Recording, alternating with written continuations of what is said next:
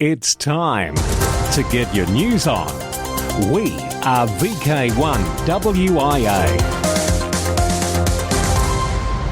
National news for week commencing June 18, 2023, in our 28th year of non-stop news, and it comes from the Apple Isle of VK7, and this week WIA President Scott VK3KJ with the VK7 centenary. International news sees more hamfests in Region 1 and 3 along with YOTA in Region 3. This week's WIA Special Interest Group news reporter digs into some hilarious VK7 historical events, and contest news covers the IOU HF contest with special EME reporter Richard VK7ZBX. We cover space junk being made into fuel and emergency digital radio networks, plus much more in this edition of the news from the Wireless Institute of Australia. I'm the guest editor this week, Justin VK7 Tangled Whiskers. And now over to our President, Scott Williams. Hello to all listeners. This is WIA President Scott Williams, VK3KJ, with a special board comment to celebrate the centenary of organised amateur radio in Tasmania, VK7. Back in 1923, the Wireless Institute of Australia Tasmanian Division was formed, and VK7 have been celebrating this event in a huge manner. Although the start of the Tasmanian Division in 1923 was a little rocky, with the first AGM report citing a black eye and drawn blood, it was the first president of the division being the one sustaining the black eye. Maybe some things don't change high. Many great things have come from the Apple Isle in the way of radio. Pop Medhurst VK7AH back in 1901 was one of the first in Tasmania to complete a ship-to-shore spark radio contact with the Royal Navy vessels accompanying the Duke and Duchess of York. 1912 saw a spark contact between Hobart and Macquarie Island and the Commonwealth Bay in Antarctica for the Mawson expedition. Grote Reber, the father of radio astronomy, moved to Tasmania in the 1950s to map the Milky Way, and he was also an amateur radio operator. Who could forget Tom Moffat, VK7TM Silent Key, and Moffat's Madhouse in Electronics Australia? Tom was also one of VK7's adopted sons. Joe Gulston, VK7JG-OAM Silent Key, was well known to many Australian and overseas amateurs for his microwave experimentation and endless energy fixing and maintaining repeaters around Tasmania. Notable VK7 amateurs include, who are still very much alive today, are Rex Moncur, VK7MO, whose endless energy and mentoring many amateurs in the fine art of microwave EME communication is legendary, and Hayden, VK7HH, with his ever-popular Ham Radio DX YouTube channel. On behalf of the board of the Wireless Institute of Australia, I would like to wish all in VK7 a very happy centenary, and may amateur radio continue to flourish and grow in Tasmania for another 100 years. Keep an ear out for VK7WIA on the bands, as the roster for stations operating the call sign is full, and I understand there might even be some EME contacts with other countries taking this centenary well and truly out of this world. This has been Scott Williams, VK3KJ, President and Director of the WIA. Thanks, Scott. International news with thanks to the worldwide sources of the WIA. Region 1. The IARU Region 1 team will be at Ham Radio, the 46th International Amateur Radio Exhibition, from June the 23rd until the 25th at Messe Friedrichshafen. They will be present at the IARU booth A1860 and our youth working group at the IARU youth booth A1766. Visit for the first time the IARU Open Innovation Zone A1864, where ham radio experimenters will share their experiences. This is the zone where innovation meets passion. At this moment, we can already share that 7 teams have requested a slot. These teams include the M17 project, M17 is developing a new digital radio protocol for data and voice made by and for amateur radio operators. SatDump, a free and open source software dedicated to receive, demodulate and process data from satellites. GNU Radio is a free and open source software development toolkit that provides signal processing blocks to implement software radios. Web Radio Control is a project supported by the IARU Shaping the Future initiative. Web Radio Control allows you to operate your amateur radio station using a web browser. Charlie 25 is an SDR project created by Erwin, Delta Lima 1 Foxtrot Yankee, Edwin, Delta Charlie 9 Oscar Echo, Marcus, Delta Golf 8 Mike Golf, and Marcus, Delta Golf 8 Golf Mike, from the DARC Club C25. The team started in 2014 to explore the capabilities of SDR technology. A step by the IARU Open Innovation Zone, where we invite you to explore exciting projects from our community. From software-defined radio to powerful digital signal processing tools and captivating citizen science initiatives, you will witness the future of amateur radio unfold before your eyes. More information is available on the emailed version of this news. Region 3 JARL is pleased to announce the Ham Fair 2023 to be held on the above dates at the Tokyo Big Sight Convention Centre.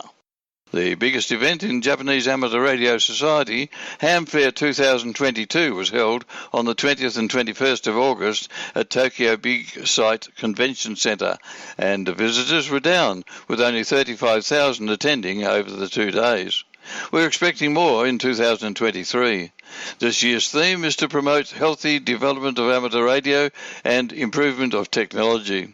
There are exhibitions and events for introducing amateur radio to the general public, exchanging the information and establishing friendships between amateurs. It will be the 45th JRL Ham Fair. The theme is Let's Go for the New Era of Amateur Radio.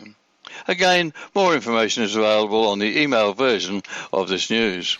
Thanks, Mike. Youth on the Air, YOTA in Region 3. The IARU R3, in conjunction with the Radio Amateur Society of Thailand, RAST, under the royal patronage of His Majesty the King of Thailand, have announced that Youngsters on the Air, YOTA, IARU Region 3 Camp, will be held on 27th to the 29th of October 2023 in Pattaya City, Thailand.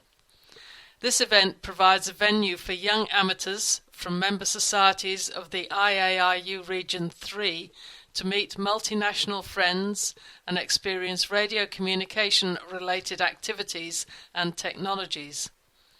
The activities that will be covered during the camp include the following: electronics workshop, antenna building workshop, fox hunting, radio station establishment and operation, VHF, HF and satellite contact experience, and a local tour of Pattaya City.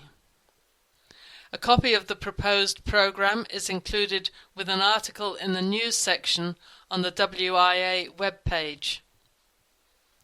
The IARU Region 3 will provide transportation back and forth between Suvarnabhumi Airport, BKK, in Bangkok, Thailand, and the venue, and other costs during the event, including meals, local tour, and accommodation.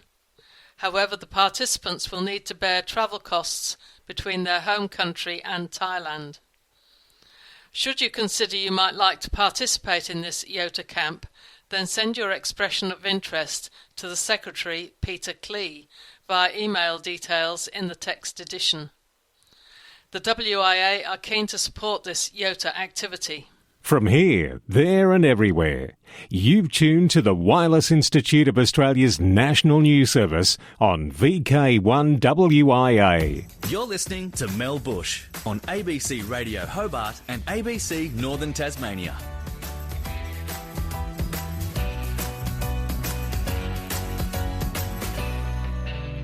Good morning. It is 18 to 11 and it is, as I mentioned, this time every Saturday, we like to delve into a little bit of history. And one local organisation or group of clubs are celebrating their 100th year this month. June is the centenary of organised amateur radio in Tasmania. And the VK7 committee have a stack of events planned north and south. And I tell you what, they've come a long way from the crystal set, it has to be said. We certainly have, Mel, and we delve into the beginnings of the WIA in VK7. As mentioned by the current president of the WIA earlier in this broadcast, the birth of the WIA in Tasmania was a difficult one. It all started with an unsatisfactory demonstration of wireless at Hobart's Palais de Dance, which was probably due to a lack of knowledge about public address, and there was dissension in the ranks. Later demonstrations held in a hall where the audience was quiet and did not attempt to dance were much more successful, and Sydney broadcasting stations were received. From the august magazine of the 1920s, the Listener In of the 14th of March 1925, in the Wireless Club's report column, I quote, "The Hobart Radio Experimenters Club is a strong body of wireless enthusiasts. The club was once known as the Wireless Institute, but a split occurred, in the course of which blood was spilt and a black eye told its tale, and the new body was formed with the donor of the black eye as president. The Wireless Institute is still in existence, but in a rather negative state at the moment," unquote. And one of the early amateurs, Trevor Watkins, VK7 Alpha Alpha, noted in his log of the 7th of April 1924, "First AGM, very lively," with 2 exclamation marks. By 1925, things were settling down, with the Hobart-based WIA-affiliated Radio Experimenters Club motto being "With Harmony." The 5th Federal Convention of the Wireless Institute of Australia was held in Hobart in 1928, when the proceedings took 5.5 days. The convention was also held in Hobart in 1935, 1967 and 2022. Over almost 80 years, there were still rumblings from both Hobart and Launceston amateurs as to who could best govern the Tasmanian division of the WIA, and the headquarters moved up and down the Midlands Highway a few times. In Tasmania during this time, if you were a member of a local amateur radio club, you were automatically a member of the WIA, because clubs were just branches of the Tasmanian division. Then in October 2004, the move to the national WIA led to the winding up of the Tasmanian division, and the branches formed into separate affiliated clubs. Further details of this fascinating history can be found in this month's AR magazine in a wonderful article by Richard Rogers, VK7RO, titled "Parochialism Makes for Good History in VK7." It's 20 past 11. It is Weekdays with Andrew Roberts. Now, happening this month, centenary of the organised amateur radio in Tasmania. It's happening here in Ulverston on the 24th of June, one of the open days. And, of course, the Ulverston event organiser is Eric van der Noot. He's with me on the phone. Good morning to you, Eric. Good morning, Andrew. So, Eric, this centenary of organised amateur radio in Tasmania, please tell me what it's all about. Right. On the 24th of June, we're actually... in June 1923, a formal amateur radio organisation was constructed in Hobart under the umbrella of the Wireless Institute of Australia. That's the national body that deals with the Australian Communications and Media Authority, etc. And we thought it would be a great day to bring a lot of the different aspects of amateur radio into one place, which will be the Scout Hall at Ulverston, and members of the public, we're having some interactive displays, so members of the public can come in and participate. Ham radio operational news. It's a contact sport. Now contest wires across to our special EME reporter Richard, VK7 ZBX. June 24th and 25th is the winter VHF UHF Field Day. Well, the weather has begun to chill off, so that means must be getting close to the time for winter UHF VHF Field Day. Yes, folks, it's time to go somewhere cold and play radios for a while. This year, the field day will be held from 0100 UTC on June the 24th through to 0059 UTC on June the 25th. But in VK6, add 2 hours to the start and end times. Plenty of categories to participate in. There's no need to go portable, although it is a great opportunity to get out and about and play radio. But you can still operate from your home station if you wish. Knowing your current grid square is a requirement for logging, so perhaps do a bit of Google Earthing or use one of the many apps that will let you discover your 6-digit Maidenhead locator. There are a couple of logging programs, namely VKCL and M1MM, all will talk to your radio, making logging much easier. Why not introduce a new licence holder to the world of field days? You just never know where it may take them. Please remember, of course, to submit your log after the contest is finished. Hope to hear you on the higher bands. For more information, take a look at the URL on the email edition of this broadcast. And now it's back to Justin. The NZART Memorial Contest has been held every year since 1946 to commemorate those New Zealand amateur radio operators who lost their lives in World War II. The contest is held every year on the Saturday and Sunday of the first weekend of July. The 2023 Memorial Contest dates are the 1st and 2nd of July, and the IOU HF World Championship Contest takes place the second full weekend of July, beginning 1200 UTC Saturday and ending 1200 UTC Sunday, July the 8th and 9th. All licensed amateurs worldwide are eligible to participate in this contest, as the objective is to contact as many other amateurs as possible, especially IARU member society headquarters stations around the world using 160, 80, 40, 20, 15 and 10 metre bands. July 15, Trans-Tasman Low Band Contest, held on the third weekend in July, aims to encourage low band activities between VK and ZL. 160, 80 and 40 metres are allowed with SSB, CW and digital, which is RITI or PSK. That comes from the contest manager Alan Shannon, VK4, Sierra November. August 12th to 13th, Remembrance Day Contest. This contest commemorates the amateurs who died during World War II and is designed to encourage friendly participation and help improve the operating skills of participants.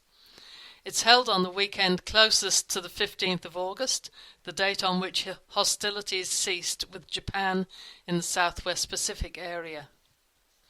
A perpetual trophy is awarded annually to the Australian state or territory with the best performance.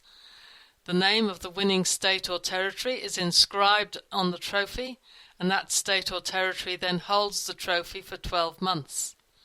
The winning state or territory is also given a certificate as our leading entrants. Given VK7 is presenting this WIA national news, it would be remiss of us not to mention that VK7 has won the RD contest every year since 2016. And it's all about participation. August 26 and 27, Alara Contest. The contest is always on the last full weekend of August. All licensed operators throughout the world are invited to participate. Scout and Girl Guide groups are encouraged to participate using their club's equipment and call sign. YLs work everyone, OMs work YLs only. Combined phone and CW run over 24 hours. Saturday 0600 hours UTC till Sunday 0559 hours UTC. All HF bands except 160 metres and WARC bands. Echolink will also be accepted. For more information, check out the Alara website on the email edition of this broadcast. And while we're on Alara, Alara Meet 2023 happens in Hobart in early November. Alara Meet 2023 is happening from the 3rd to the 6th of November in Hobart, Tasmania. Registrations are now open and will close at the end of July. To register, take a look at the Alara website. We are expecting about 40 people, including about 20 OMs. We look forward to seeing you all down in Hobart at the Alara Meet 2023. This has been Linda, VK7QP. Australia's ham radio news station. We are VK1WIA. Now, worldwide special interest groups out of this world. During the Reist Centennial Open Day held on the 10th of June 2023, I was fortunate enough to make an out-of-this-world contact with Paulo, Charlie Tango 2 Golf United Radio in Portugal. This was using my 10 GHz Earth-Moon-Earth system, comprising of a 1.8 metre prime focus dish that is mounted on a fabricated frame that sits in a trailer which automatically tracks the moon. The equipment is a Kuhn transverter and preamp with a waveguide switch running about 20 watts of power with everything GPS locked.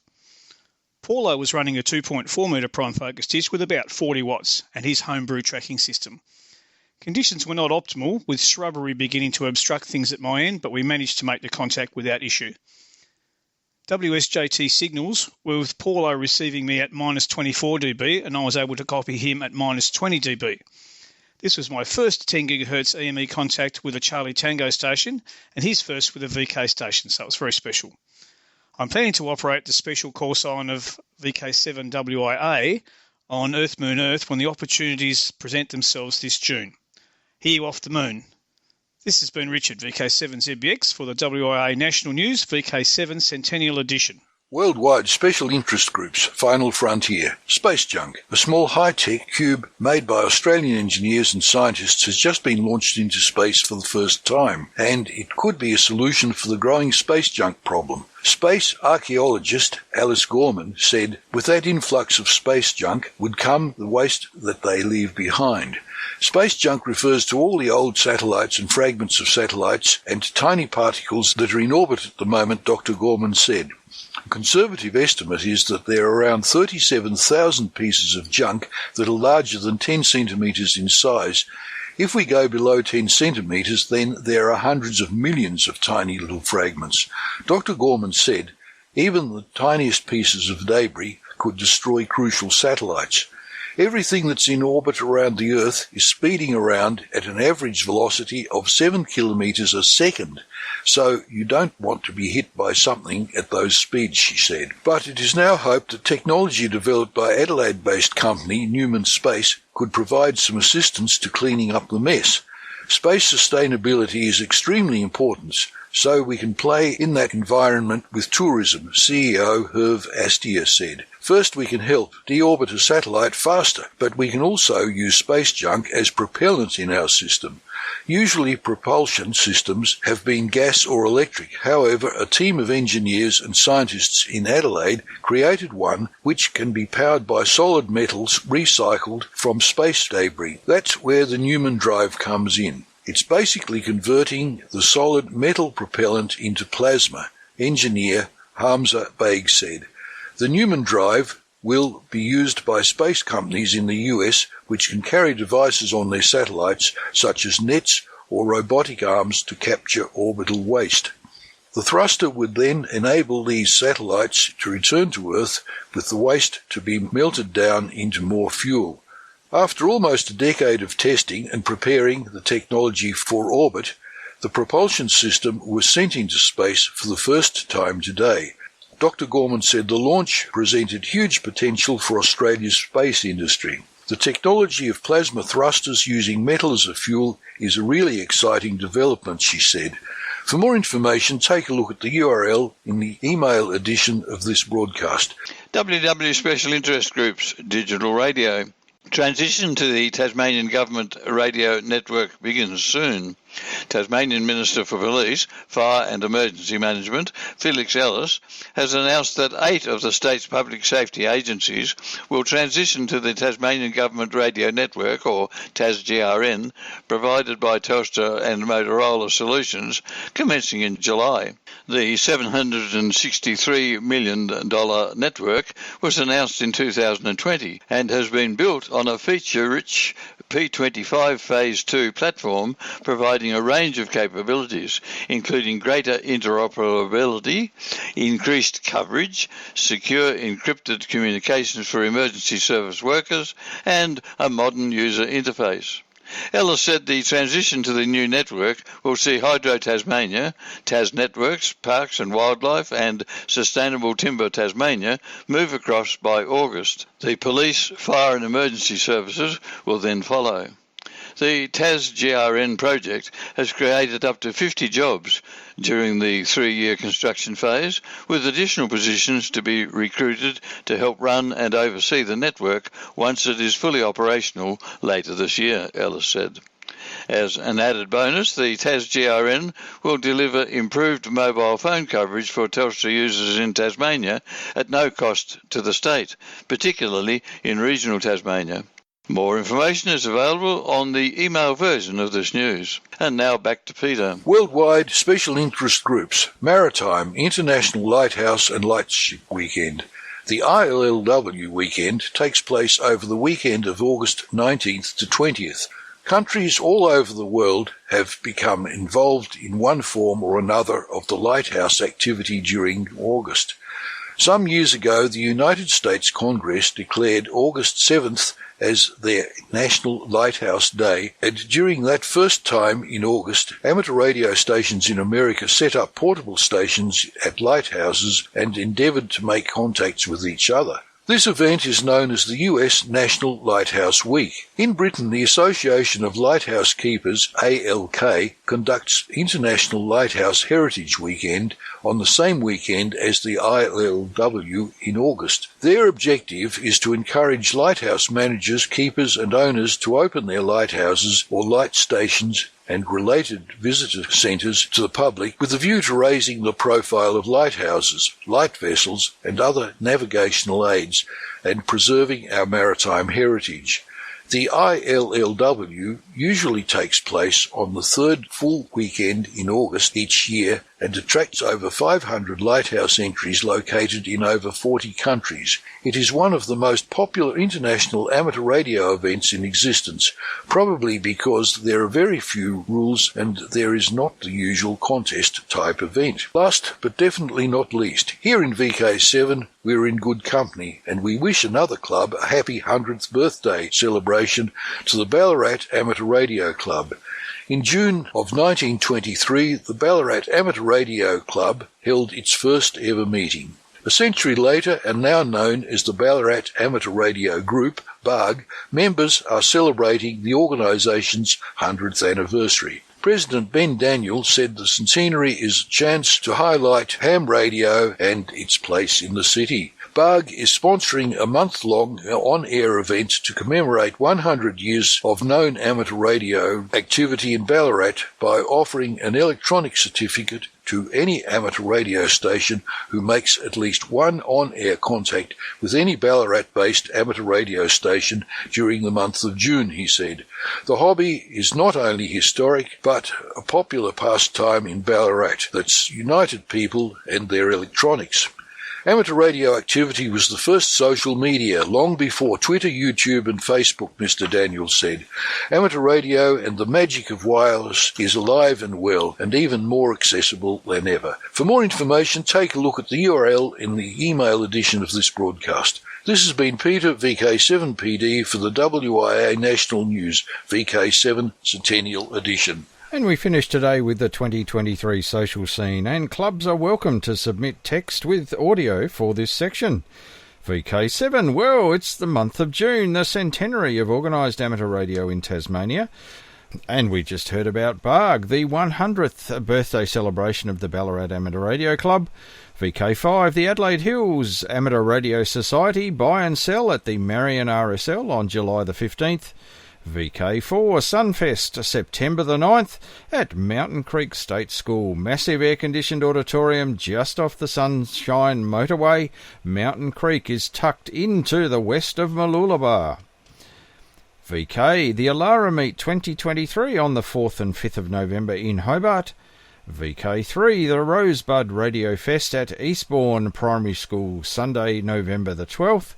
And back to VK5, the Amateur Radio Experimenters Group Radio and Electronics Sale on November the 26th.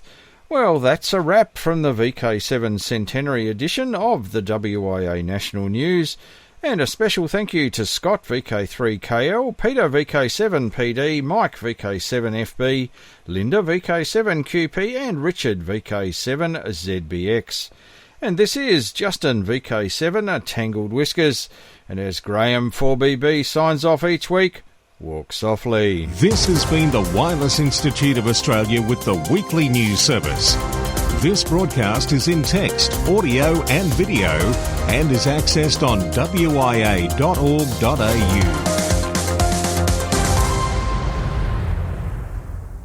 Courtesy of Bevan, VK5BD's ATV and YouTube channel, this has been WIA National News. We're back now, live and local, and your voice, your callbacks. And don't forget, tick like.